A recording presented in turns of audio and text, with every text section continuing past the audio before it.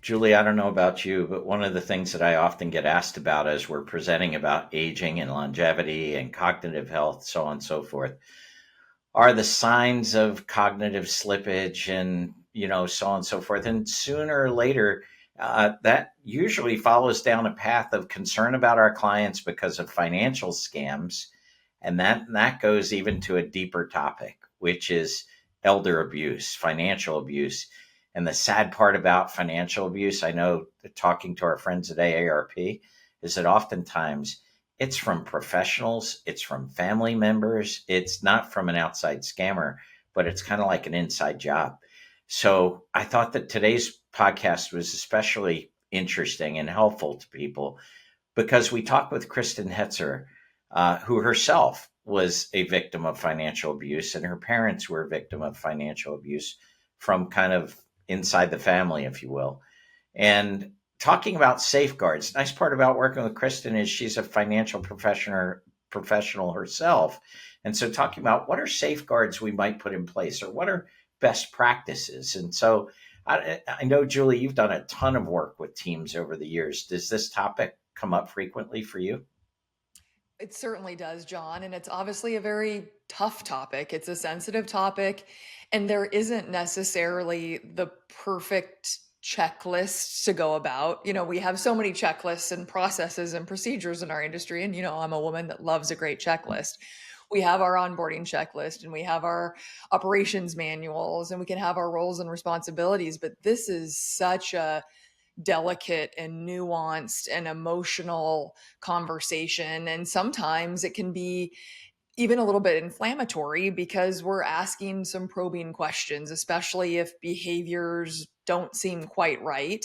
And so I think the fact that we're talking about this and educating and sharing Kristin's very personal and difficult story is just so important. So I'm just delighted that we have her as a guest today to share her experience and to share her learnings with our financial professional audience. And hopefully they can apply what she wishes she could have gone back in time and done differently to their own client situations and maybe their own family and life situations as well. The thing that is very disturbing to me, Julie, as we listen to Kristin's story, is that as a financial advisor, financial planner, you think, well, I put all the component parts in place, right? We've got the will, we've got the living will, the trusts are set up. So it's kind of like, all right, did the documents, put them in the safe, we're good to go. But we're not, right? Because the documents are just one piece of the puzzle. And in some cases, yeah, they facilitate things happening, but unless the family is on the same page, sometimes those documents can become an obstacle as much as they're meant to be a help. So I think I'm really excited for our audience to hear Kristin's story today and maybe some of the things that if we could put in place ahead of time or encourage our clients to do so, might head off some of the financial issues and certainly some of the heartache that people like Kristin have suffered in these kind of circumstances. So Julie, why don't you share with our audience a little bit about Kristin, why we asked her to be on the podcast today? Yes. Kristin Hetzer began her career in the investment business as an account executive with Merrill Lynch. She's a chartered market technician, certified investment management analyst, and certified financial planner. Kristin provides portfolio management services to individual investors, trusts, corporations, and qualified retirement plans. So join us now as we talk to Kristin Hetzer about how to protect elderly clients from family inheritance manipulation.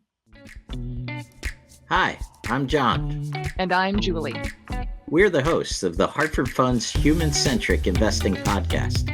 Every other week, we're talking with inspiring thought leaders to hear their best ideas for how you can transform your relationships with your clients. Let's go.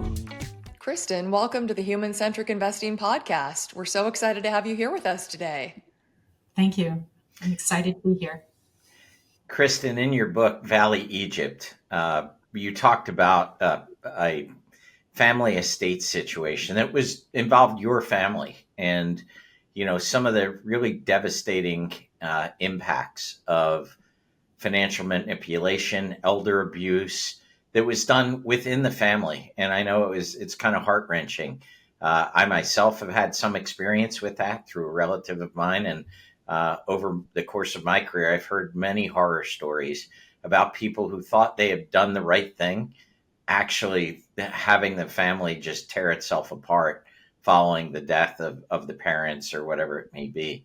But we've titled this episode, How to Protect Elderly Clients from Family Inheritance Manipulation.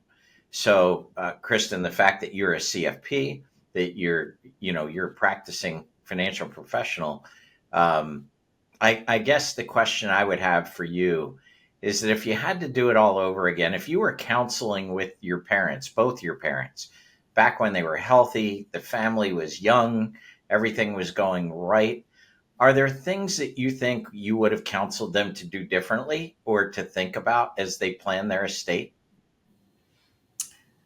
Absolutely. For any of us, the thought of dying or how we go, it's not a really fun thing to think about. And I think most of us, either we don't want to think about it or we think, well, I'm going to stay healthy and then I'll just go. But there's so many different things that we have to take into consideration. What if my spouse dies before I do? What if they become incapacitated?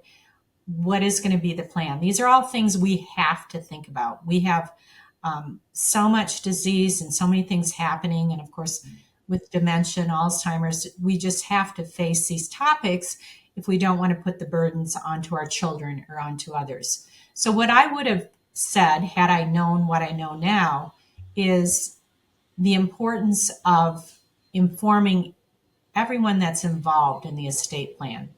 My parents had 6 children. They involved 2 of us in their plans and their desires.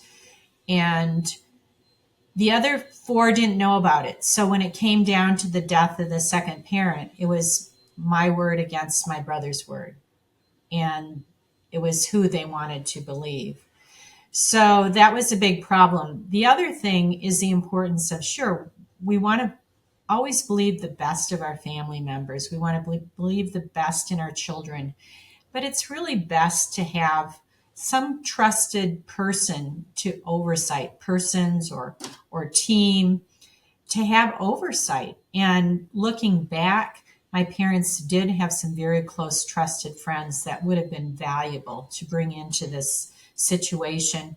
Of course, during the time that everything was removed from my oversight, having a trusted person for me to go to would have been extremely helpful. And it could have prevented a lot of this crime and this tremendous hardship that occurred after the death of my father. So, and also during his life, I know from anecdotal stories, he was quite devastated that our relationship ended, and our relationship ended because of the manipulation of my brother. So he ended his life without a good relationship with all of his children.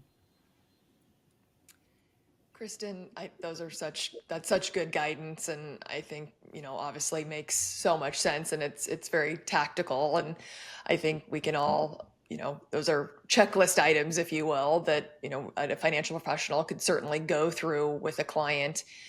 When bringing up these topics, do you think that there's credence, or does it make sense for a financial professional to tap into either personal stories that have happened in his or her life, or to other clients, with names protected, of course, but to share with clients some examples to really emphasize the importance of this? Do you think that's helpful in trying to dip their toe into these conversations? Because I would imagine at points when clients are young, they're healthy, their families are young, these issues can seem like they're so far into the future, right? I'm thriving, my mind is healthy, my family's young.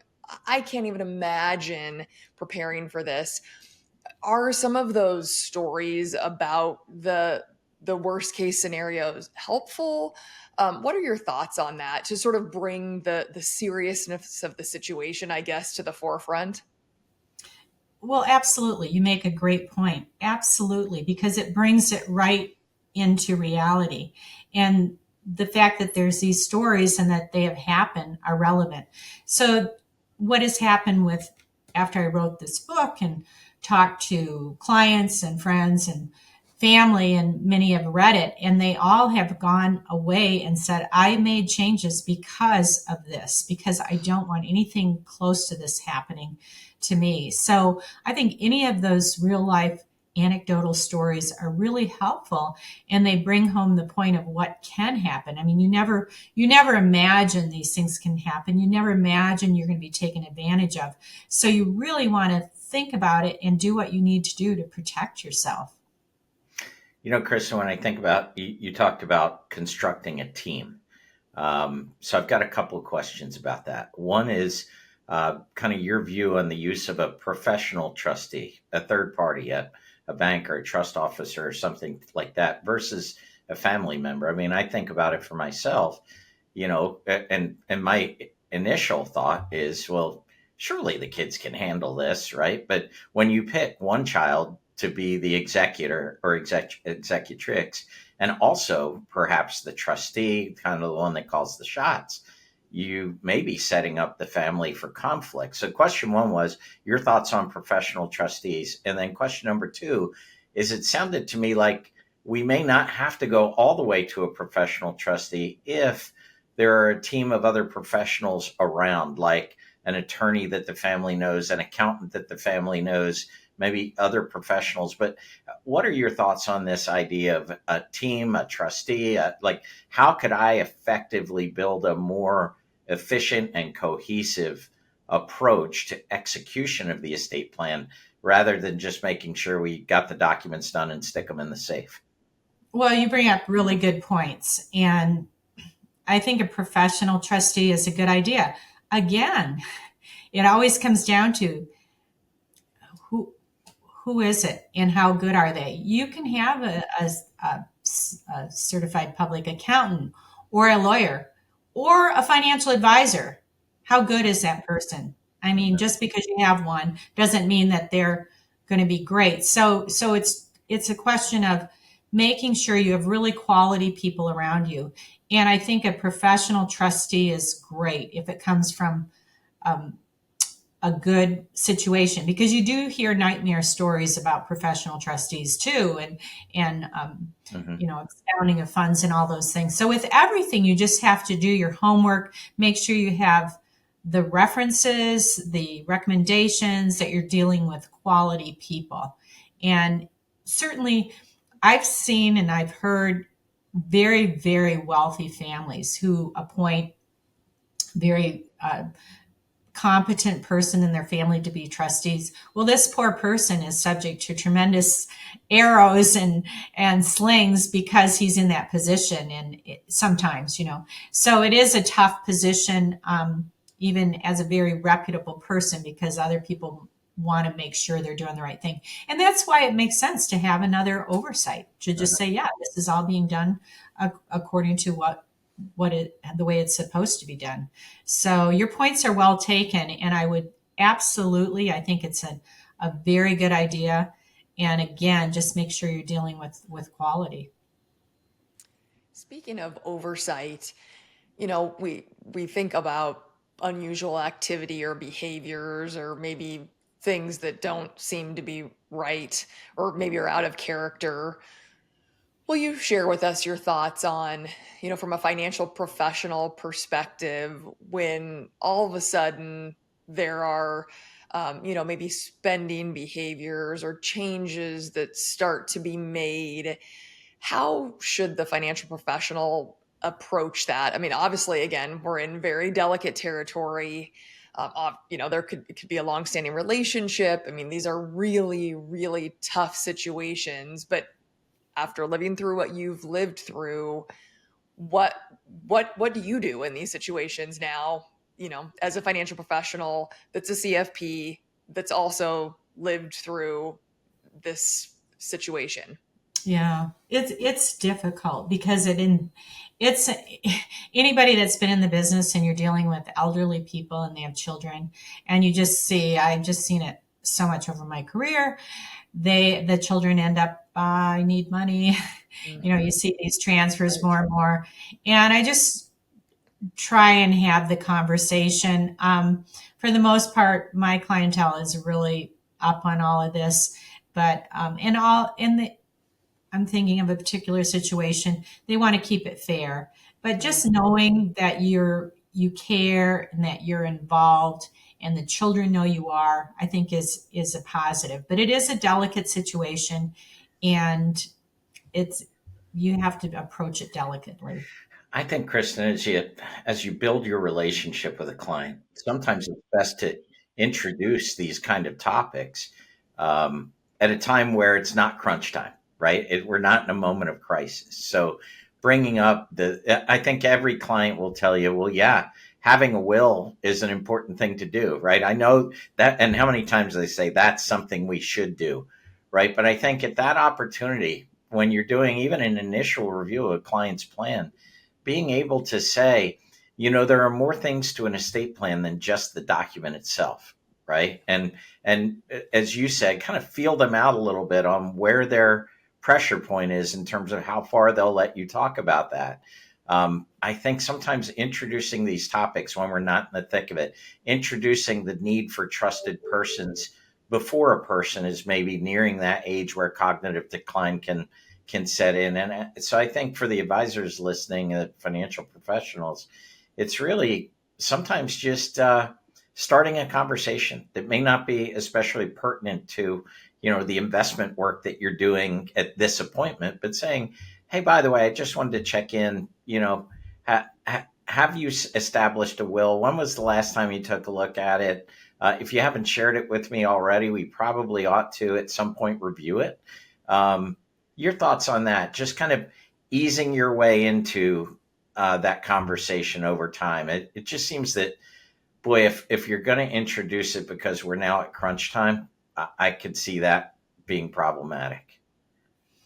Well, you bring up excellent points, John. And if you do what you just outlined, you're going to have a successful business. Your clients are going to see that you care. They're going to see that you are motivated to their success. And I just think that's an excellent point.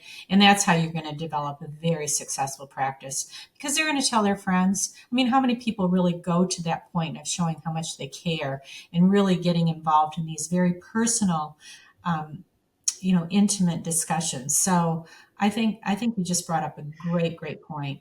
Can I ask a follow-up question too, in terms of your own situation and maybe other situations? So let's say we did successfully get the family together. The family's on the same page. We've met the attorney, we've met the accountant. We know you, the financial professional, that does a lot of our, investment work, things like that. But let's say somewhere down the line, there's a change in the attorney, and the parent who made the change with the attorney doesn't share with any of the children why that change was made. I suppose it's their right to do so, but I think I would almost want to set something up like a fail-safe to say, look, I will share with you. If I ever change the attorney from Julie Genjak to someone else, we'll get back together and I'll explain why. Because my fear is family members are one source of abuse, but there are other professionals, I think, who are very opportunistic.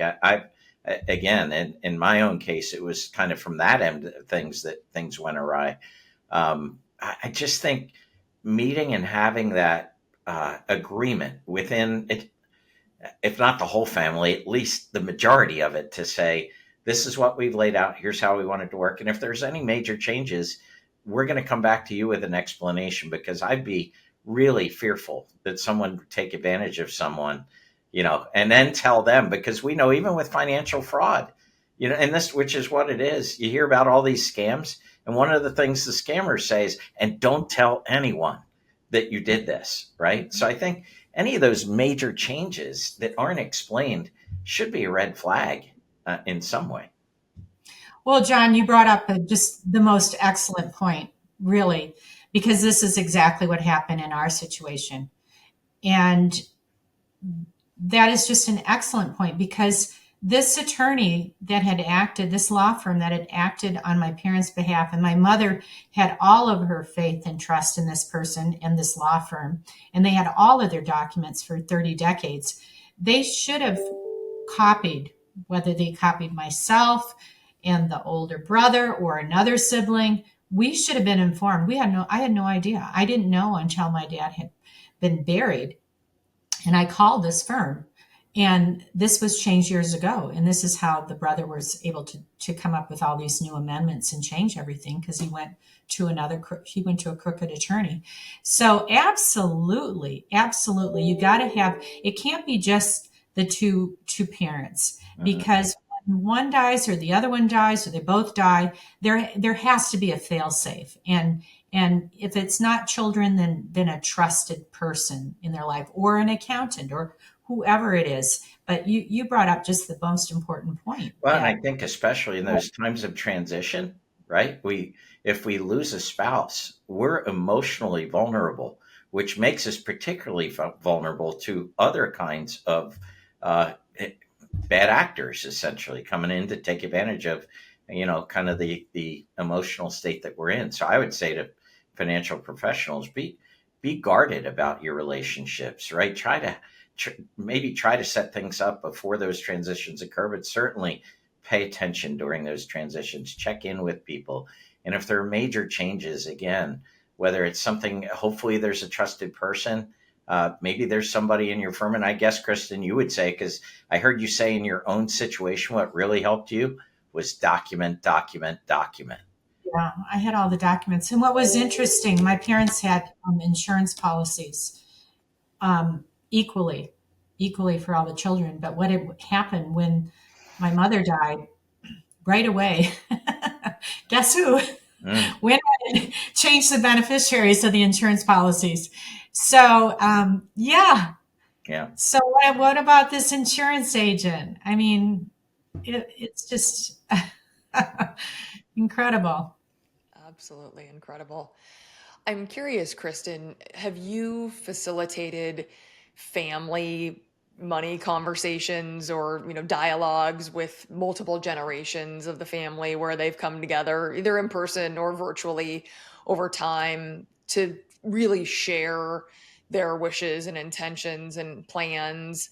Or is that something that you would recommend that financial professionals do? I realize they can't do that with every client, but with the clients that make sense in their practice, is that something that you think makes sense? Yeah, if you can do it, it's just great. And I think as we go, what's happening today, you just hear more and more about elderly people that have dementia or Alzheimer's or these different cognitive diseases.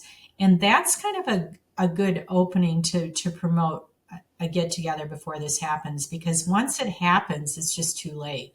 So I think what John had mentioned of kind of preemptively talking about some of these things, and it just I think it makes everybody feel better, and it would create a closer family unit too.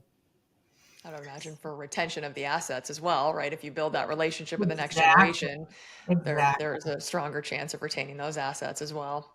Right. Well, Kristin, we certainly appreciate your insights and in trying to help other financial professionals guard their clients from the kind of abuse that you suffered through, not only the expense of that abuse, but also the emotional toll that it took on you and your family. We appreciate you sharing that. And in fact, if you're up for it, Julie and I are going to ask for maybe you to share a little bit more about yourself through what we call the lightning round of questions. So if you're game, what we'll do is we'll ask you a series of questions, really top of mind type questions, just to help our audience learn a little bit more about Kristin. If you're game, we'll start and Julie can fire the first one at you. What was your favorite board game as a kid? Monopoly. So would you prefer a beach house or a lake house? Beach. What's your favorite season? Fall. I totally agree. Would you say you're a spontaneous person or are you a planner? I'm pretty much a planner. That would figure from our financial backgrounds and the fact that you're a CFP. So Exactly. yeah, falls right in line. Yeah. Exactly. What's the first concert you went to? Oh gosh. Pure Prairie League, I think, is one of the, or Jethro Tull, actually, Jethro Tull, way back, and he's still performing. Yeah. Are you a fan of dark chocolate or milk chocolate? Dark. Yeah, there you go. It's good for you too. It is good. So Do you they prefer texting or a phone conversation? texting. My last question, would you rather binge a TV show or watch a movie? Watch a movie. And do you prefer to online shop or go into the store? Mm, Probably, I'm not a big shopper, but probably online just because of the time. Well, Kristin, we can't thank you enough for joining us today on the Human Centric Investing podcast. And for our listeners, if you're interested in Kristin's book, again, it's Valley Egypt. Here's a copy right here. This is what it looks like. You can find it, I assume, Kristin, it's on Amazon or other online book retailers, or you can download it onto your Kindle or digital e-reader. But Kristin, thank you for sharing your story and talking about this really important topic. I think that it's something that every financial professional comes across and I'm sure struggles with in conversation and trying to wrap his or her mind around and thinking about how to delve into the conversation. So thank you for the education and again, sharing your very difficult story and for writing about it as well to help all of us process and learn from your experience. Thank you. Thanks for listening to the Hartford Funds Human Centric Investing Podcast. If you'd like to tune in for more episodes, don't forget to subscribe wherever you get your podcasts and follow us on LinkedIn, Twitter, or YouTube. And if you'd like to be a guest and share your best ideas for transforming client relationships, email us at guestbooking@hartfordfunds.com. We'd love to hear from you. Talk to you soon. The views and opinions expressed herein are those of the guest, who is not affiliated with Hartford Funds.